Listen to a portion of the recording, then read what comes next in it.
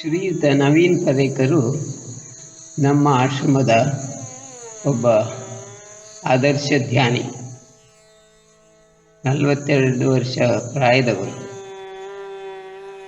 ಆಕಸ್ಮಿಕವಾಗಿ ಅವರು ನಿಧನ ಹೊಂದುತ್ತಾರೆ. ಸೆಪ್ಟೆಂಬರ್ ತಿಂಗಳ 4ನೇ ರಾತ್ರಿಯಲ್ಲಿ. ಈ ಆಕಸ್ಮಿಕ ನಿಧನವು ಎಲ್ಲ ಯೋಗ ಬಂಧುಗಳಿಗೆ ಬಹಳ ಬೇಸರವನ್ನು ತಂದುಕೊಟ್ಟಿದೆ. ಅವರ ಪರವಾಗಿ ಅವರ ಕೊನೆಯ ಆಸೆಯಂತೆ ಆಶ್ರಮದ ಹಾಗೂ ಗೋಶಾಲೆಯ ಗೋವುಗಳಿಗೆ ಆಹಾರವನ್ನಿತ್ತು. ಅವರ 13ನೇ ದಿನಕ್ಕೆ ಗೋಸೇವಕರಿಗೆ ಮೃಷ್ಟಾನ್ನ ಭೋಜನವಿತ್ತು. ಎಲ್ಲರೂ ಅವರ ಆತ್ಮಕ್ಕೆ ಚಿರಶಾಂತಿ ಸಿಗಲೆಂದು ಬೇಡಿಕೊಂಡಿರುತ್ತಾರೆ. ಈ ಸಮಯದಲ್ಲಿ ಅವರ ನೆನಪಿಗಾಗಿ 1 ನಿಮಿಷ ಮೌನ ಧ್ಯಾನವನ್ನು ಮಾಡೋಣ. Mister Naveen Parekh is an IT manager. He was with the ashram and Goshala for the last 9 years. He is an ardent follower of our ashram principles and a good meditator also. Unexpectedly, he left his body on the 4th night of September, and we have all prayed for the soul to rest in eternal peace. On the 13th day of his death, as per his wishes, we have distributed food to the cows in our ashram as well as Goshala. Also, we fed the poor on that day. And his wish also that every month our cow should be fed for a period of 1 year. Let us all pray for his soul to rest in eternal peace. 1 minute silent meditation.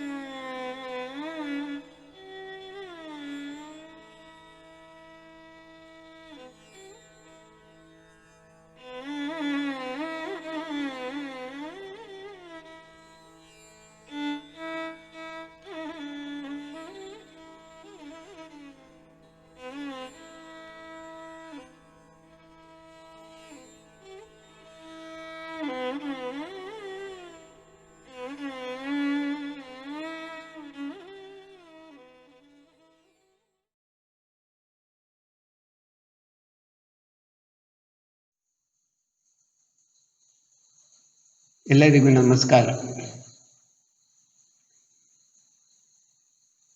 ಇದು ಕೋವಿಡಿನ ವರ್ಷ 2020. ಪ್ರತಿ ವರ್ಷದಂತೆ October ತಿಂಗಳಲ್ಲಿ ನಮ್ಮ ವಾರ್ಷಿಕೋತ್ಸವ ನಡೆಯುವುದು ಖಂಡಿತ ಎಂದು ನಾವು ಭಾವಿಸಿದ್ದೆವು. ಆದರೆ ಇನ್ನೂ ಕೂಡ ಕೋವಿಡಿನ ಒತ್ತಡ ಕಡಿಮೆಯಾಗದ ಕಾರಣ, ಜನರು ಒಂದುಗೂಡುವುದು ಸಾಧ್ಯವಿಲ್ಲದ ಕಾರಣ, ಅಲ್ಲಲ್ಲಿ ಲಾಕ್ಡೌನ್ ಇನ್ನೂ ಇರುವುದರಿಂದ, ಬಸ್ ಸಂಚಾರಗಳು ಸರಿ ಇಲ್ಲದ್ರಿಂದ ನಮ್ಮ ವಾರ್ಷಿಕೋತ್ಸವವನ್ನು ಈ ವರ್ಷ ಮಾಡುವುದಿಲ್ಲವೆಂದು ನಿರ್ಧರಿಸಿದ್ದೇವೆ. ನೀವು ಎಲ್ಲರೂ ಮನಸ್ಸಿನಲ್ಲೇ ವಾರ್ಷಿಕೋತ್ಸವದ ವಿಶೇಷತೆಯನ್ನು ಗ್ರಹಿಸಿ ಧ್ಯಾನ ಮಾಡಿ. ಮತ್ತಷ್ಟು ಕಲಿಯುವಂಥದ್ದಿದೆ. ನಾವು ಅದನ್ನು ಕಲಿತು ಮುಂದೆ ಹೋಗೋಣ. ವಾರ್ಷಿಕೋತ್ಸವ ಮುಂದಿನ ವರ್ಷಕ್ಕೆ ಇಡೋಣ. ಎಲ್ಲರಿಗೂ ಧನ್ಯವಾದ.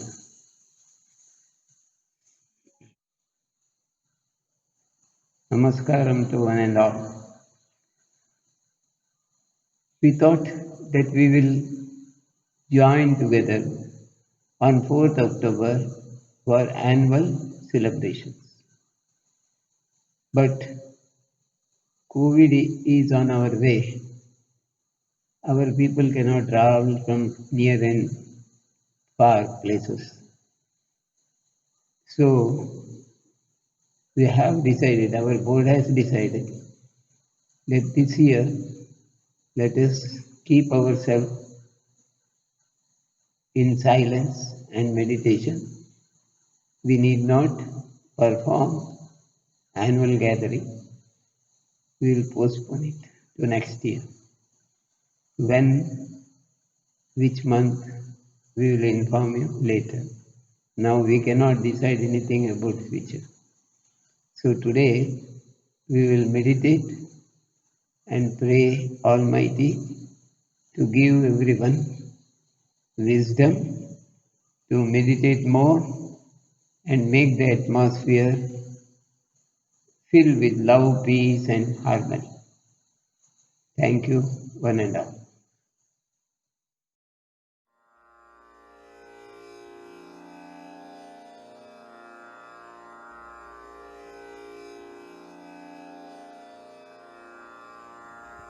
ಯೋಗ ಬಂಧುಗಳಿಗೆಲ್ಲ ನಮಸ್ಕಾರ.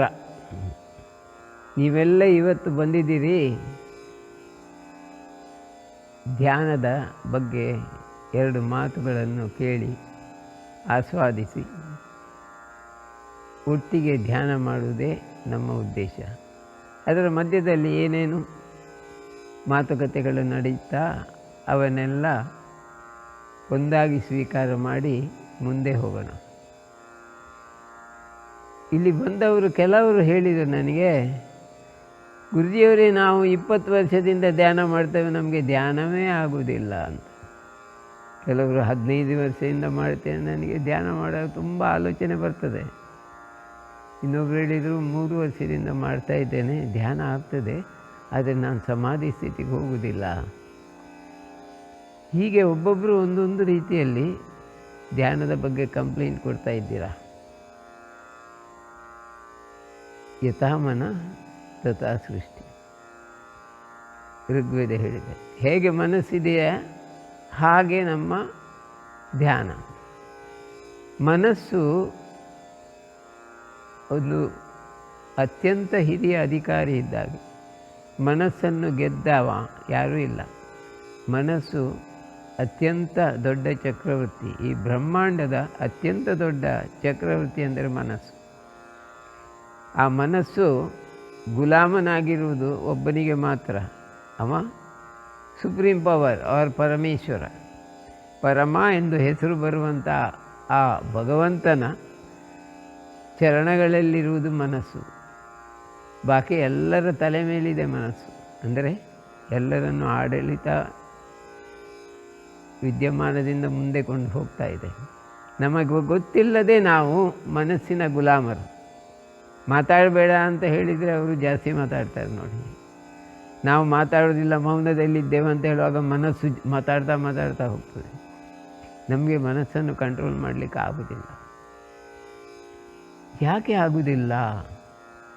ಮನಸ್ಸಂದರೆ ಏನಂತ ಸ್ವಲ್ಪ ತಿಳಿದರೆ ಯಾಕಾಗೋದಿಲ್ಲ ಎಂಬ ಜ್ಞಾನವೂ ಬರ್ತದೆ. ಮನಸ್ಸು ನಮ್ಮದು ಈ ಜನ್ಮದಲ್ಲ, ಇವತ್ತಿನದಲ್ಲ, ನಿನ್ನೆದಲ್ಲ. ನಾವು ಹುಟ್ಟುವಾಗ ಹಿಡ್ಕೊಂಡು ಬಂದಿದ್ದೇವೆ.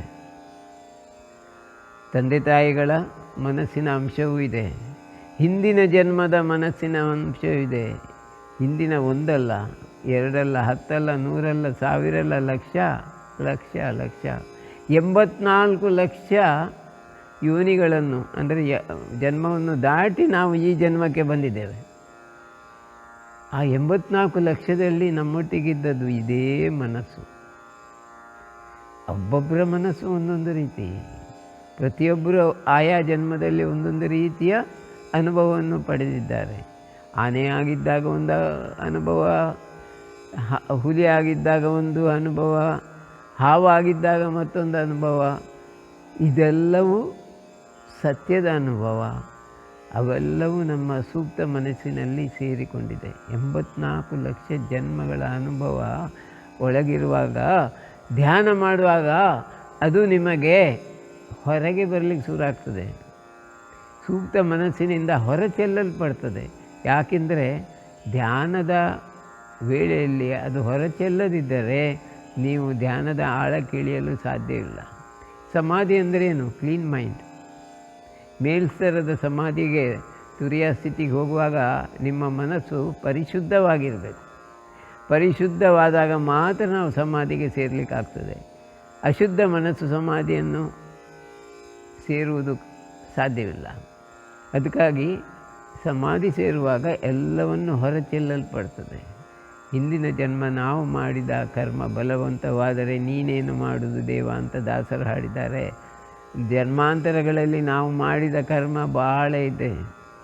ನ್ಯೂಟನ್ಸ್ ಲಾನಲ್ಲಿ ಕೂಡ ಅದೇ ಹೇಳಿದೆ, every action has got reaction equal and opposite. ಆದರೆ ನಮ್ಮ ಹಿಂದಿನ 84 ಲಕ್ಷದ ಆ್ಯಕ್ಷನ್ ಈ ಜನ್ಮದಲ್ಲಿ ರಿಯಾಕ್ಷನ್ ಆಗಿ ಬರ್ತದೆ. ಯಾವಾಗ? ಧ್ಯಾನ ಮಾಡುವಾಗ. ಧ್ಯಾನ ಮಾಡದಿದ್ದವರಿಗೆ ಇದು ಅಷ್ಟು ತೊಂದರೆ ಆಗೋದಿಲ್ಲ. ಧ್ಯಾನ ಮಾಡುವವರು ಏನು ಮಾಡ್ತಾರೆ ಅಂದರೆ ಗುಡಿಸ್ತಾರೆ ಮನಸ್ಸನ್ನು. ಧ್ಯಾನ ಅಂದರೆ ಏನು? ಮನಃಶುದ್ಧೀಕರಣ.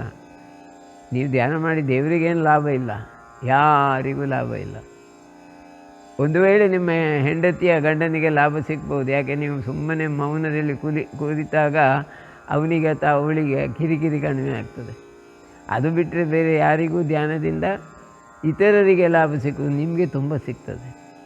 ನಿಮ್ಮ ಮನಸ್ಸು ಶುದ್ಧವಾದಾಗ ಅದರಲ್ಲಿ ಒಳ್ಳೆಯದನ್ನು ತುಂಬುವುದು. ಹೇಗೆ? ಕ್ಲೀನ್ ಸ್ಲೇಟ್ ಮನಸ್ಸಾದಾಗ ಬಿಳಿಯಾದ ಬಟ್ಟೆಯಲ್ಲಿ ಅಥವಾ ಕಾಗದದಲ್ಲಿ ನೀವು ಬೇಕಾದಷ್ಟು ಬರೀಬೋದು. ಎಲ್ಲವನ್ನು ಬರೆದು ತುಂಬಿದ ಕಾಗದದಲ್ಲಿ ಏನನ್ನು ಬರೀಲಿಕ್ಕೆ ಸಾಧ್ಯ ಇಲ್ಲ. ನಿಮ್ಮ ಮನಸ್ಸು ಹೇಗೆ ಅಂತಂದರೆ ಅದರಲ್ಲಿ ಒಂದು ಸೂಜಿ ಮನೆಯಷ್ಟು ಜಾಗ ಇಲ್ಲದೆ ಬರೆಯಲ್ಪಟ್ಟಿದೆ, ತುಂಬಿದೆ. ಅದರ ಬಣ್ಣ ಸಹ ಬದಲಾಗುವ ಹಾಗೆ ಆಗಿದೆ. ಅದೇ ಮನಸ್ಸು. ಅದನ್ನು ಶುದ್ಧ ಮಾಡಿ ಬಿಳಿ ಮಾಡೋದು. ಆ ಶುದ್ಧ ಮಾಡೋದು ಅಂದರೆ ಧ್ಯಾನ ಮಾಡ್ತಾ ಮಾಡ್ತಾ ಜನ್ಮಾಂತರದ ಪ್ರಾರಬ್ಧವನ್ನು ಹೊರಹಾಕುವುದು. ಜನ್ಮಾಂತರದ ಪ್ರಾರಬ್ಧವನ್ನು ಹೊರಹಾಕುವಾಗ ಧ್ಯಾನದ ಆಳಕ್ಕೆ ನೀವು ಇಳಿದಾಗ ನಿಮಗೆ ಆ ಅನುಭವಗಳು ಪರಿಶುದ್ಧವಾಗಿ ಅನುಭವಿಸ್ಲಿಕ್ಕೆ ಸಿಗ್ತದೆ. ಅಂದರೆ ನೀವೊಂದು ಹಾವಾಗಿದ್ದಾಗ ಯಾವ ರೀತಿಯಲ್ಲಿ ಕೈಕಾಲಿಲ್ಲದೆ ಹೊರಳಾಡಿಕೊಂಡು ಹಾವು ಹೋಗ್ತದಲ್ಲ, ಅದೇ ಅನುಭವ ಬರ್ತದೆ. ನಾನು ಹಾವಾಗಿ ಹೋಗುವುದು, ನನ್ನ ಒಟ್ಟಿಗೆ ನನ್ನ ಮಕ್ಕಳು, ನನ್ನ ಹೆಂಡತಿ, ಯಾರ್ಯಾರಿದ್ದರೂ ನಿಮ್ಮೊಟ್ಟಿಗೆ ಆ ಹುತ್ತದಲ್ಲಿ ಅವರನ್ನೆಲ್ಲ ನೀವು ಕಾಣ್ತೀರ. ಕಂಡು ನಾನು ಹಾವೇ ಎಂಬ ಭಾವನೆ ಬರ್ತದೆ. ಆ ಹಾವಿನ ಕ್ಯಾರೆಕ್ಟರ್ ಈಗಲೂ, ಗುಣನಡತೆ ಈಗಲೂ ನಿಮ್ಮೊಳಗೆ ಬಹಳ ಸಣ್ಣ ರೀತಿಯಲ್ಲಿರ್ತದೆ. ಆದ್ದರಿಂದ ಹಾವನ್ನು ಕಂಡಾಗ ನಿಮಗೆ ಹೆದರಿಕೆ ಆಗೋದಿಲ್ಲ, ಬದಲಾಗಿ ಪ್ರೀತಿ ಬರ್ಬೋದು.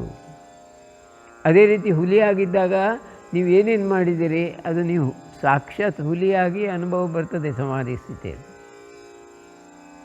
ಹೀಗೆ ನೀವು ಮುಂದುವರಿದಾಗ ಪ್ರತಿ ಜನ್ಮದ ಅನುಭವ ಬರ್ತದೆ. ನೀವು ನೋಡೋದು ಮಾತ್ರ ಅಲ್ಲ, ಸಾಕ್ಷಾತ್ ಅನುಭವಿಸ್ತೀರಿ. ಆ ಅನುಭವ ಆದ ಮೇಲೆ ಮನಃಶುದ್ಧಿ ಆಗ್ತದೆ. ನೀವು ಧ್ಯಾನದ ಸ್ತರಕ್ಕೆ ಹೋಗ್ತೀರಿ.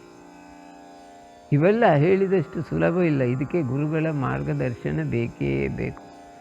ಅದಕ್ಕೆ ಒಬ್ಬ ಸೂಕ್ತ ಗುರುಗಳನ್ನು ಹಿಡ್ಕೊಂಡು ನೀವು ಮುಂದೆ ಹೋಗಬೇಕು. ಈ ಎಲ್ಲ ವಿಶೇಷವಾಗಿ ಕಾಣ್ತದೆ. ಕೆಲವೊಮ್ಮೆ ನಿಮಗೆ ವಿಶೇಷ ಆಕಾರಗಳು ಕಾಣ್ಬೋದು, ವಿಶೇಷ ಮುಖಗಳು ಕಾಣ್ಬೋದು. ಇವೆಲ್ಲ ನೀವು ಬೇರೆ ಬೇರೆ ಲೋಕವನ್ನು ಸಂಚರಿಸಿ ಬಂದಿದ್ದದ್ದು ಇರಬಹುದು, ಅಥವಾ ಬೇರೆ ಬೇರೆ ಶಕ್ತಿಗಳ ಒಟ್ಟಿಗೆ ಒಂದಾಗಿದ್ದದ್ದು ಇರಬಹುದು. ಇವುಗಳ ವಿಶ್ಲೇಷಣೆ ನಿಮಗೆ ಗೊತ್ತಾಗಬೇಕಿದ್ರೆ ನೀವು ಓರ್ವ ಸಮರ್ಥ ಗುರುಗಳೊಂದಿಗೆ ಧ್ಯಾನಿಸ್ತಿರಬೇಕು. ಧ್ಯಾನಕ್ಕೆ ಒಬ್ಬ ಗುರುಗಳ ಅವಶ್ಯಕತೆ ಅತ್ಯಂತ ಅಗತ್ಯ. ಹಿಂದಿನ ಜನ್ಮದಲ್ಲಿ ನೀವು ಬಹಳ ದೊಡ್ಡ ಧ್ಯಾನಿ ಆಗಿದ್ದರೆ ನಿಮಗೆ ಈ ಜನ್ಮದಲ್ಲಿ ಗುರುಗಳ ಅಗತ್ಯ ಬರಲಿಕ್ಕಿಲ್ಲ, ಬೇಕೆ ಅಂತ ಹೇಳಲಿಕ್ಕಾಗೋದು. ಆದರೆ ಸಾಧಾರಣ ಎಲ್ಲರಿಗೂ 100ರಲ್ಲಿ 99 ಜನರಿಗೂ ಓರ್ವ ಸಮರ್ಥ ಗುರುಗಳ ಅಗತ್ಯತೆ ಇದ್ದೇ ಇದೆ. ಧ್ಯಾನ ಮುಂದೆ ಹೋಗಬೇಕಿದ್ದರೆ ನಿಮಗೆ ಒಂದು ಮನಸ್ಸಿನ ಬಲ ಅತ್ಯಂತ ಅಗತ್ಯ. ನಂಬಿಕೆ, ವಿಶ್ವಾಸ, ಶ್ರದ್ಧೆ, ನನ್ನಿಂದ ಧ್ಯಾನ ಸಾಧ್ಯ ಇದೆ ಎಂಬುದನ್ನು ಇವತ್ತು ದೃಢ ಮಾಡಿ. ನನ್ನೆದುರಿಗೆ ಕೂತಿದ್ದೀರಿ, ನೀವು ದೃಢ ವಿಶ್ವಾಸದಿಂದ ಹೇಳಿ, ನಾವು ಗುರುಗಳ ಶಿಷ್ಯರು, ನಮಗೆ ಧ್ಯಾನ ಸಾಧ್ಯ ಇದೆ, ಇವತ್ತಿನಿಂದ ನನಗೆ ಸಾಧ್ಯ ಇದೆ, ಸಾಧ್ಯ ಇದೆ, ಸಾಧ್ಯ ಇದೆ. ಇದು ಮನೋಬಲವನ್ನು ಹೆಚ್ಚಿಸ್ತದೆ. ನಾನು ಧ್ಯಾನ ಮಾಡುವುದಲ್ಲ, ನನಗೆ ಧ್ಯಾನ ಆಗಿಯೇ ಆಗ್ತದೆ, ನನಗೆ ಧ್ಯಾನ ಆಗಿಯೇ ಆಗ್ತದೆ, ಧ್ಯಾನ ಆಗಿಯೇ ಆಗ್ತದೆ. ನಾನು ಏನು ಬಂದರೂ ಧ್ಯಾನವನ್ನು ಬಿಡುವುದಿಲ್ಲ. ಯೋಗಾಸನ, ಪ್ರಾಣಾಯಾಮ, ಧ್ಯಾನ ಎಲ್ಲವನ್ನು ಮಾಡ್ತೇನೆ. ಕ್ರಿಯಾಯೋಗ ಆಗಲಿ, ಕುಂಡಲಿನಿ ಬೀಜ ಮಂತ್ರದಿಂದಾಗಲಿ, ಯಾವುದೇ ಮಾರ್ಗದಿಂದಾಗಲಿ ನಾನು ಮುಂದೆ ಹೋದರೂ ಕೊನೆಗೆ ಧ್ಯಾನವನ್ನು ಸೇರ್ತೇನೆ. ಧ್ಯಾನದಿಂದ ನನಗೆ ಜ್ಞಾನ ಸಿಗ್ತದೆ. ಜ್ಞಾನ ಸಿಕ್ಕಿದಾಗ ಬೇರೆ ಏನು ಬೇಕಾಗಿರುವುದಿಲ್ಲ. ಜ್ಞಾನವಂತನು ಅತ್ಯಂತ ಶ್ರೇಷ್ಠ. ಭಗವದ್ಗೀತೆಯಲ್ಲಿ ಕೃಷ್ಣನು ಕೂಡ ಅದೇ ಹೇಳ್ತಾ ಇದ್ದಾನೆ. ಜ್ಞಾನದಿಂದ ಎಲ್ಲವನ್ನು ಪಡೆಯುವುದು. ಅದಕ್ಕೆ ನಾವು ಧ್ಯಾನ ಮಾಡಲೇಬೇಕು. ಶ್ರದ್ಧೆ, ಭಕ್ತಿ ಮತ್ತು ಪರಿಪೂರ್ಣ ಶರಣಾಗತಿ ಭಾವ, ಇವು ಮೂರು ಉದಯಿಸದೆ ನಾವು ಧ್ಯಾನದಲ್ಲಿ ಮೇಲ್ಸ್ತರಕ್ಕೆ ಹೋಗ್ಲಿಕ್ಕೆ ಸಾಧ್ಯ ಇಲ್ಲ. ಶ್ರದ್ಧಾವಾನ್ ಲಭತೆ ಜ್ಞಾನ. ಶ್ರದ್ಧೆ ಇದ್ದರೆ ಮಾತ್ರ ಜ್ಞಾನದ ಸಂಪಾದನೆ ಆಗ್ತದೆ. ಶ್ರದ್ಧೆ ಅಂದರೆ ಪರಿಪೂರ್ಣ ಶರಣಾಗತಿ ಭಾವದಿಂದ ನೀವು ಕೃಷ್ಣನನ್ನು ನಂಬಿ ಅಥವಾ ರಾಮನನ್ನು ನಂಬಿ ಅಥವಾ ಶಿವನನ್ನು ನಂಬಿ ವಿಷ್ಣುವನ್ನು ನಂಬಿ ಯಾರೂ ಪರವಾಗಿಲ್ಲ, ಪರಿಪೂರ್ಣ ಶರಣಾಗತಿ ಭಾವ ಅಲ್ಲಿ ಬೇಕೇ ಬೇಕು. ಇಲ್ಲದಿದ್ದರೆ, ಆ ಪೂರ್ಣ ಶ್ರದ್ಧೆ ಇಲ್ಲದಿದ್ದರೆ, ಪೂರ್ಣ ವಿಶ್ವಾಸ ನಂಬಿಕೆ ಇಲ್ಲದಿದ್ದರೆ ನಿಮಗೆ ಧ್ಯಾನದಲ್ಲಿ ಮುಂದೆ ಹೋಗಲಿಕ್ಕೆ ಸಾಧ್ಯ ಇಲ್ಲ. ನಿಮ್ಮ ಜೀವನದಲ್ಲಿ ನಿಮಗೆ ಸಾರ್ಥಕತೆಯನ್ನು ಪಡೆಯಲಿಕ್ಕೆ ಸಾಧ್ಯ ಇಲ್ಲ, ಅಂದರೆ ಮುಕ್ತಿಯನ್ನು ಪಡೆಯಲಿಕ್ಕೆ ಸಾಧ್ಯ ಇಲ್ಲ. ಈ ಬಗ್ಗೆ ನಿಮಗೊಂದು ಸಣ್ಣ ಕಥೆಯನ್ನು ಹೇಳ್ತೇನೆ. ಒಬ್ಬ ತಾಯಿ ಅವಳ ಗಂಡನನ್ನು ಕಳೆಕೊಂಡ ಬಳಿಕ ಮಗನನ್ನು ಬಹಳ ಚೆನ್ನಾಗಿ ಸಾಕ್ತಾಳೆ. ಆಕೆ ಬುದ್ಧನ ಶಿಷ್ಯಳು. ಟಿಬೇಟ್ನಲ್ಲಿ ಜೀವಿಸ್ತಿದ್ದರು. ಸಣ್ಣ ಪುಟ್ಟ ಕೆಲಸ ಮಾಡಿ, 4 ಮನೆಯ ಕೆಲಸ ಮಾಡಿ ಬಂದ ಹಣದಿಂದ ಮಗನನ್ನು ಸಾಕಿದ್ರು. ಮಗ ಶ್ರಮದಕ್ಕಿಂತ ಜಾಸ್ತಿ ವ್ಯಾಪಾರ ಮನೋವೃತ್ತಿಯನ್ನು ಬೆಳೆಸಿಕೊಂಡ. ಅವನಿಗೆ ಅಮ್ಮನ ಧ್ಯಾನ ಮತ್ತು ಭಜನೆ ಇದರಲ್ಲಿ ಜಾಸ್ತಿ ಮನಸ್ಸಿರಲಿಲ್ಲ. ಅಮ್ಮ, ನಿನ್ನ ಧ್ಯಾನದಿಂದ ಹಣ ಬರ್ತದಾ? ಇಲ್ಲ, ನನಗೆ ನಿನ್ನ ಧ್ಯಾನ ಬೇಡ, ನೀನು ಧ್ಯಾನ ಮಾಡು, ನೀನು ಬುದ್ಧ ಭಗವಾನ್ನೊಟ್ಟಿಗಿರು, ಆದರೆ ನನ್ನನ್ನು ಎಳಿಬೇಡ ಅಂತ ಹೇಳ್ತಾ ಇದ್ದ. ಹಾಗೆ ಅವ ಮುಂದೆ ಹೋದ ವ್ಯಾಪಾರದಲ್ಲಿ. ಅವನು ಬಹಳ ದೊಡ್ಡ ವ್ಯಾಪಾರಸ್ಥನಾಗ್ತಾನೆ. ಕೊನೆಗೆ ಅವನ ವ್ಯಾಪಾರ ಎಷ್ಟು ದೊಡ್ಡದಾಯ್ತಂದರೆ ಅವ ವಿದೇಶಕ್ಕೆ ಹೋಗ್ಲಿಕ್ಕೆ ಶುರು ಮಾಡ್ತಾನೆ, ಭಾರತಕ್ಕೂ ಬರ್ತಾನೆ.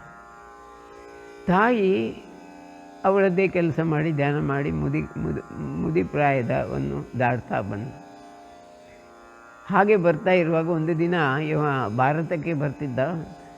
ತಾಯಿ ಹೇಳ್ತಾಳೆ, ನೀನು ಭಾರತಕ್ಕೆ ಹೋದರೆ ಭಗವಾನ್ ಬುದ್ಧನ ಏನಾದರೂ ಒಂದು ಅವಶೇಷ ಎಲ್ಲಿಯಾದರೂ ಸಿಕ್ಕಿದರೆ, ಏನಿಲ್ಲದಿದ್ದರೆ ಕೊನೆಗೆ ಒಂದು ಫೋಟೋ ಆದರೂ ಅದು ಬುದ್ಧಗಯಾದಿಂದಲೇ ತರಬೇಕು. ಯಾವ ಮಣ್ಣಿನಲ್ಲಿ ಭಗವಾನ್ ಬುದ್ಧ ಇದ್ದ ಅಲ್ಲಿ ಅವ ಧ್ಯಾನಿಸಿದ್ದಾನೆ,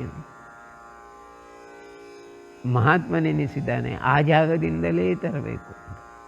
ಆಯ್ತಮ್ಮ, ತರ್ತೇನೆ ಅಂತ ಹೇಳ್ತಾನೆ. ತಾಯಿಯನ್ನು ತುಂಬ ಪ್ರೀತಿಸ್ತಿದ್ದವ. ತಾಯಿ ಮಕ್ಕಳಲ್ಲಿ ಬಹಳ ಪ್ರೀತಿ.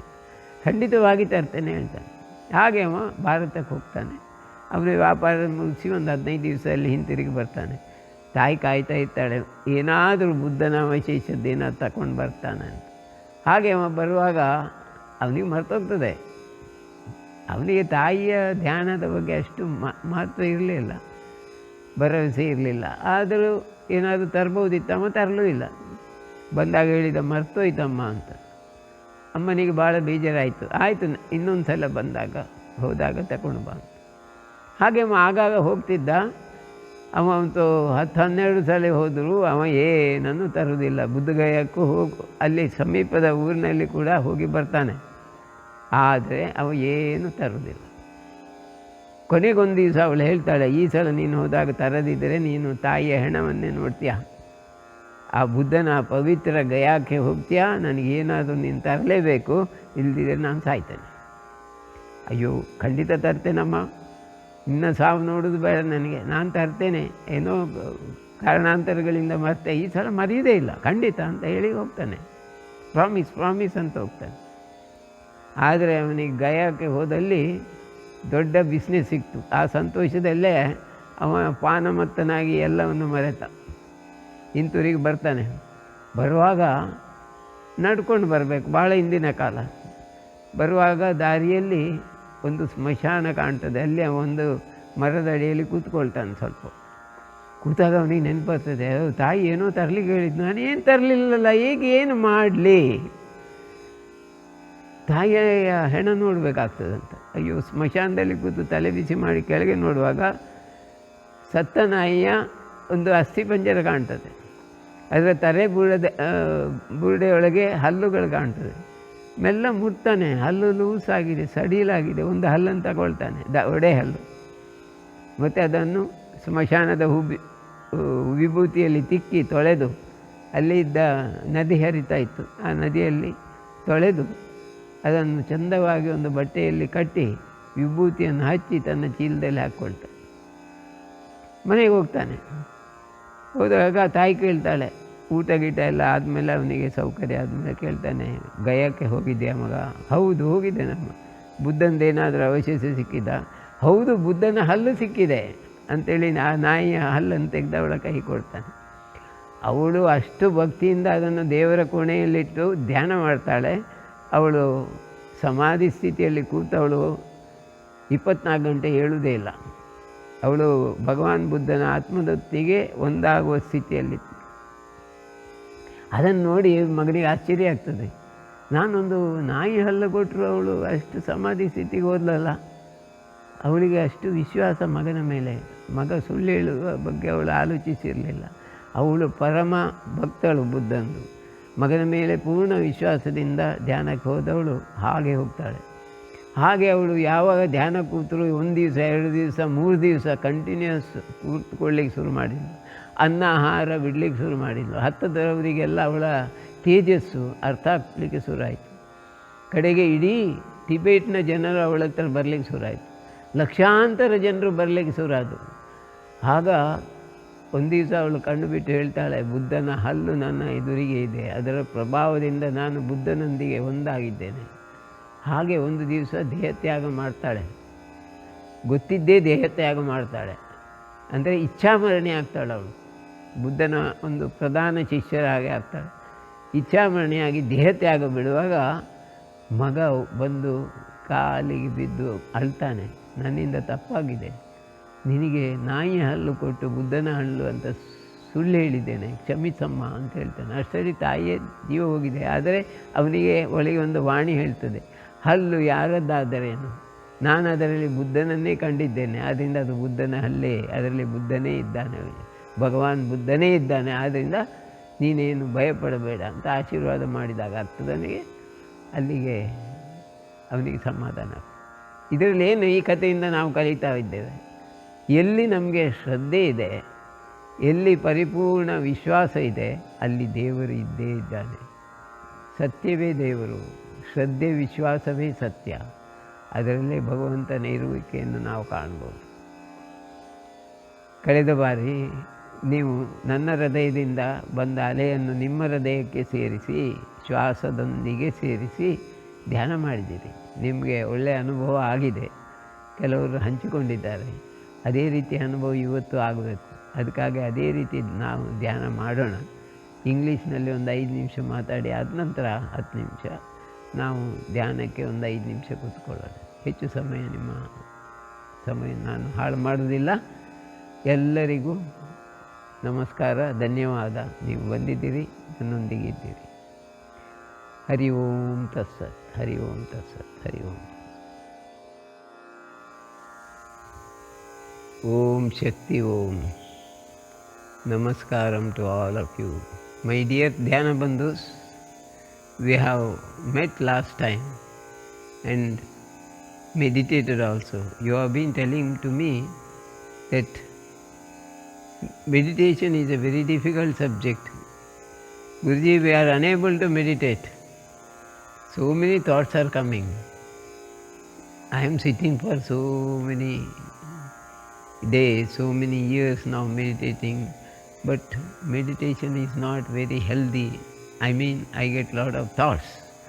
How to avoid these obstacles? Please tell. This is what you asked me.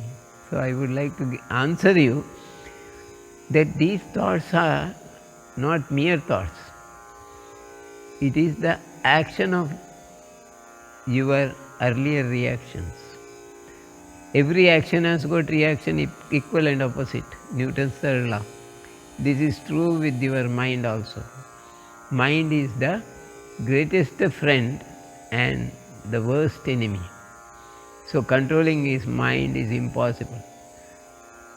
You try to do silence, you can't do silence completely. Very few people can do. When you are in silence, your mind starts speak. And it is very difficult to control. Don't try to control the mind. You can't control the mind. Try to be a servant of mind. Obey. Mind is like a Devi, Parvati Devi. And Shiva alone can control Parvati, nobody else in this universe. That is our epics, Purana says. See, same way, our mind cannot be controlled by ordinary human beings like us.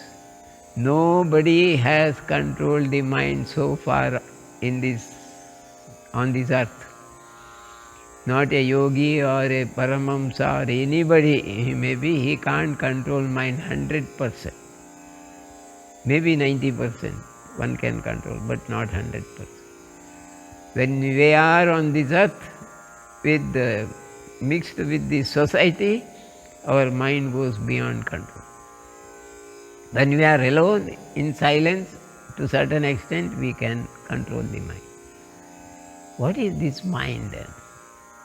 Mind is the total sum of the prarabdhas of our past lives. We had more than 84 lakhs of life. We have covered and came to human life. Human life is the last life on this earth, the most precious life. And creation has given us an opportunity to go to the higher dimension, means beyond this earth, after human life. We must make the best use of the opportunity and go to the higher dimension. That is what we call as realization, mukti, etc. We will not become human being again. We are going somewhere in the hierarchy. For that purpose, we have to clean the mind and do the meditation or collecting more jnana. For that, mind is very, very, very important. Clean mind is important. You can write on a clean slate, not filled with the writings. You cannot write over and over. It makes no meaning. Same way, our mind is full of dirts of various janmas. That is our prarabdha karma. That karma we have to nullify, remove. For removing that prarabdha, we have to meditate. So without removing prarabdha, we can't meditate. Without meditating, we can't remove prarabdha. Then how to go ahead? For that, you have to approach a guru. Guru will help you. He is just like a stick, he will help you. Guru is not taking you completely, but he will help show you the way.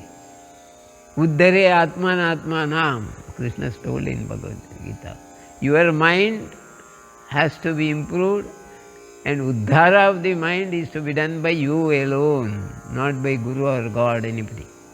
But Guru or God, they will show you the way. You have to walk on that path, then only you can reach the target. So, what is the best way? Live with Guru. Try to connect the path with his path. You will be able to do something better. Daily you will learn something from Guru.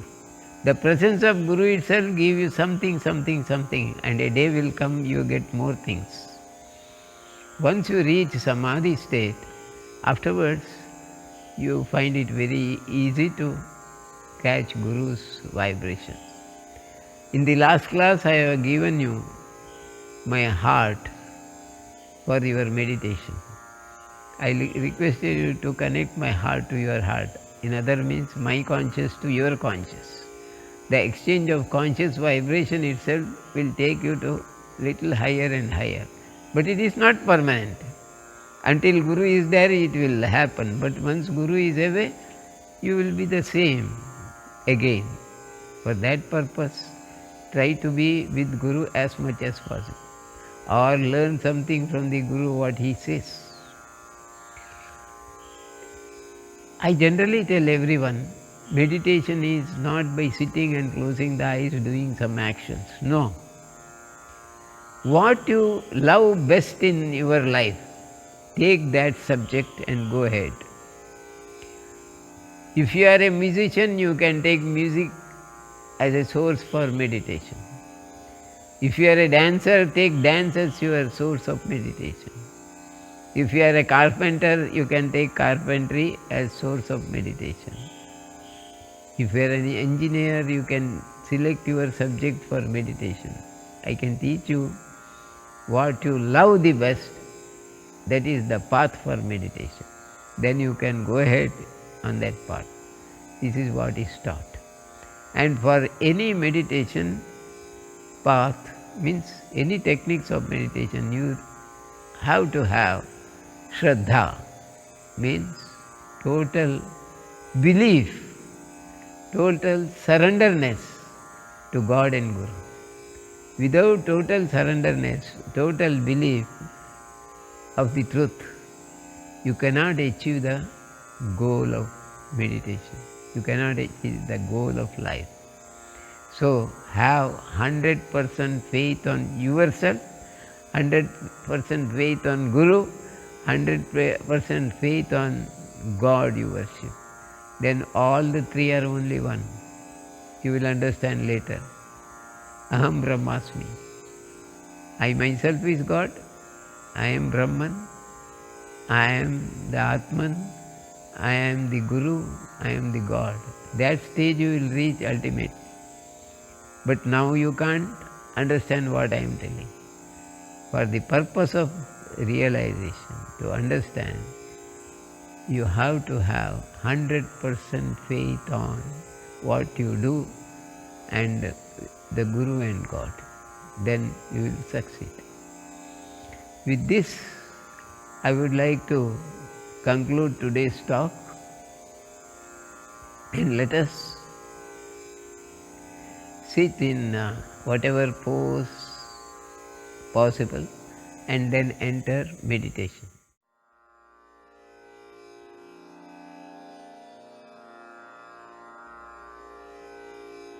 Now we will have 5 minutes guided meditation.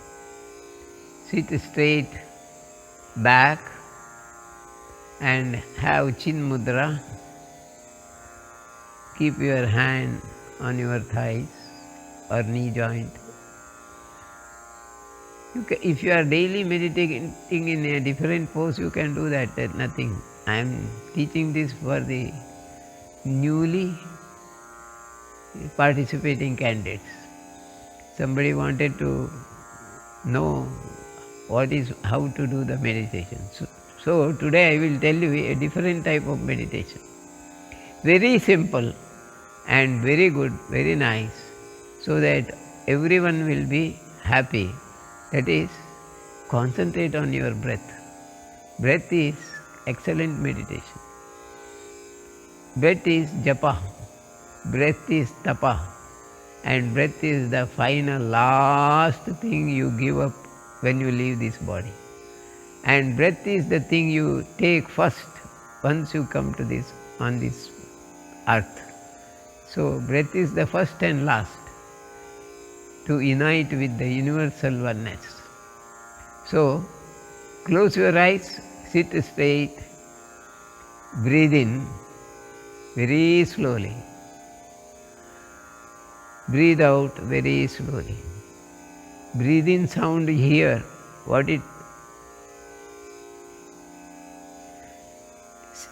appears like what it is heard is Shri. Breathe out sound is Ram. Shri Ram. Shri is breathe in, Ram is breathe out. Don't tell through your lips. Mentally feel. Breathe in is Shri, breathe out is Ram. It is only mental feeling. Let it be little glottis breathing. Very simple, easy breathing. Convenient breathing. Enjoy the breath. Breathe in Shri, breathe out Ram. Very simple and the best meditation.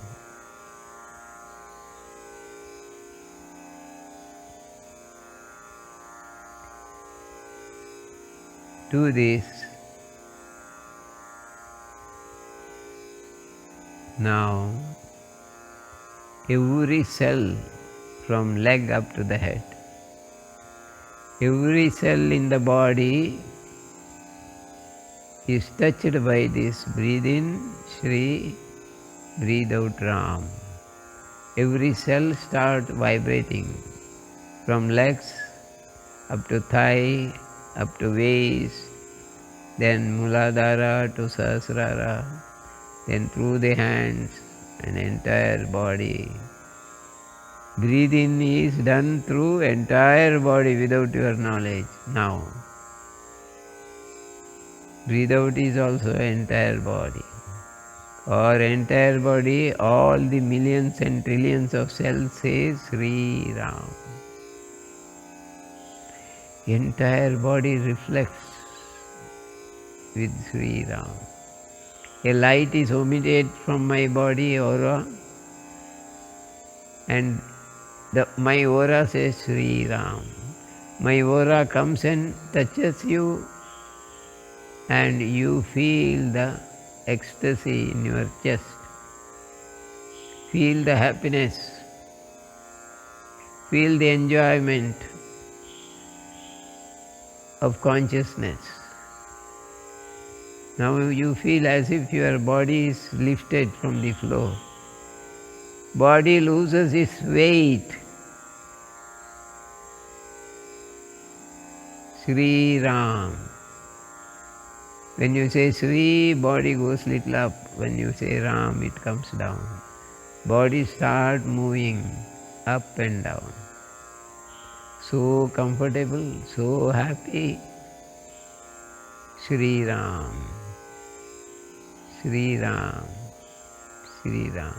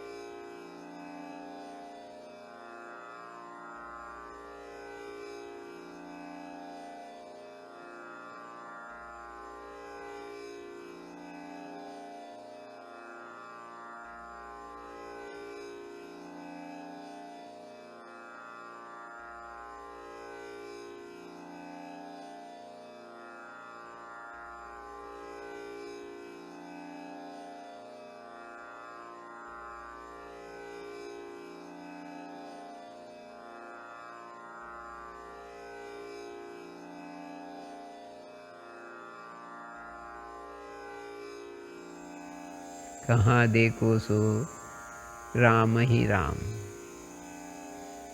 गुरु कृपांजन पायो मेरे भाई, राम बिना कछु देखत नाही। हे राम हे राम हे राम। ओम शांति ओम शांति ओम शांति।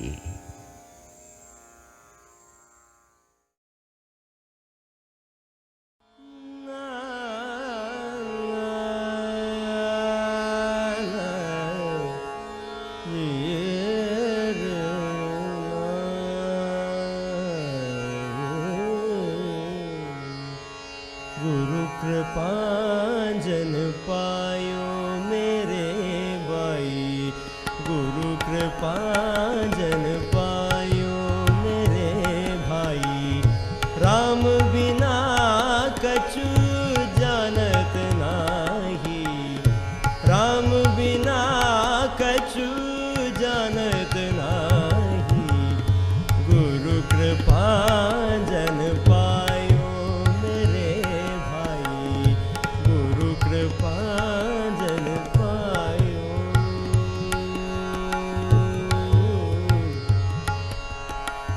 अंदर राम ही बाहर राम ही, अंदर राम ही बाहर राम ही, अंदर राम ही बाहर राम ही। जह देखे वह राम ही राम ही, जह देखे वह राम ही राम ही। गुरु कृपांजन पायो मेरे भाई, राम बिना कछु जानत नाही, राम बिना कछु जानत नाही। गुरु कृपांजन पायो।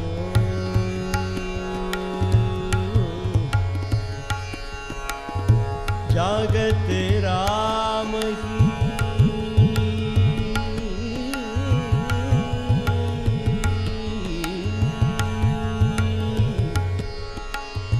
जागत राम ही सोवत राम ही, जागत राम ही सोवत राम ही, जागत राम ही सोवत राम ही, जागत राम ही सोवत राम ही। सपनों में देखे राजा राम ही, सपनों में देखे राजा राम ही।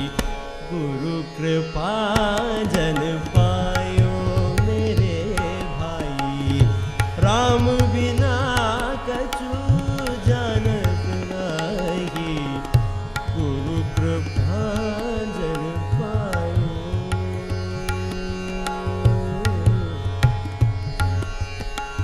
कहत कबीरा अनुभवनी का,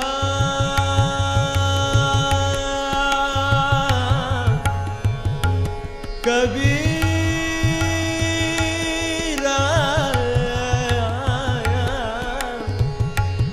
कबीरा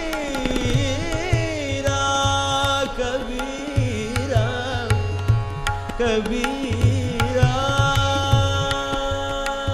कहत कबीरा अनुभवनी का, कहत कबीरा अनुभवनी का।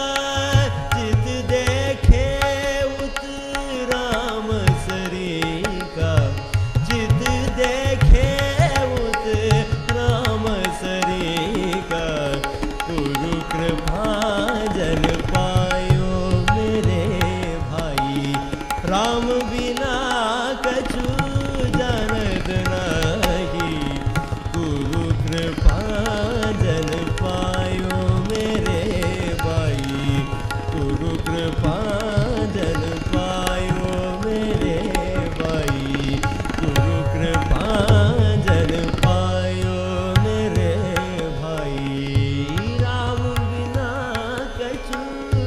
जानत